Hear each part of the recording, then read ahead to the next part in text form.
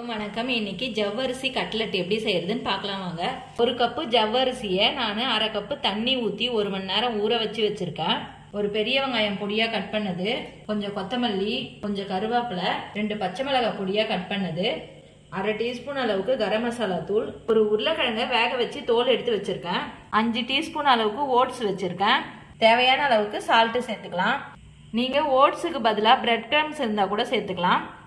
இப்போ இந்த ஊற வச்ச ஜவ்வரிசியில கரம் மசாலா தூள் சேர்த்துக்கலாம்.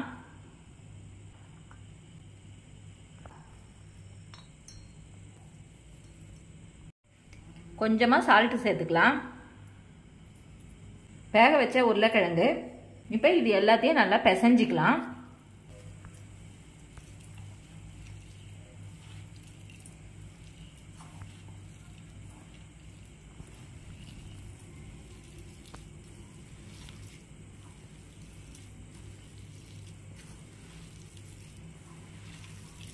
இப்போ ஜவ்வரிசி நல்லா கலந்தாச்சு. இதை கட்லெட் ஷேப்புக்கு உருட்டி ஓட்ஸில் போட்டு டிப் பண்ணி எண்ணெயில் போட்டு பொரிச்சு எடுத்துக்கலாம். உங்களுக்கு லைட்டாக ஒட்டுற மாதிரி இருந்தால் கையில் எண்ணெய் தடவிக்கிங்க.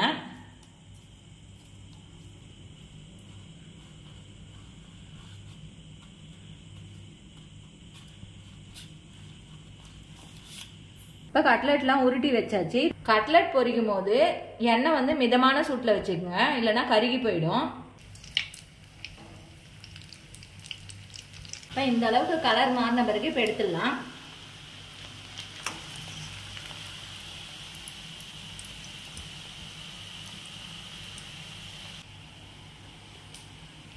ஏன்னா இந்த கட்லெட்டை நீங்களும் உங்கள் வீட்டு குட்டீஸுக்கெல்லாம் செஞ்சு கொடுங்க. செஞ்சு கொடுத்தது எப்படி இருந்துச்சுன்னு சொல்லுங்கள். லைக் பண்ணுங்கள், ஷேர் பண்ணுங்கள், கமெண்ட் பண்ணுங்கள், சப்ஸ்கிரைப் பண்ணுங்கள்.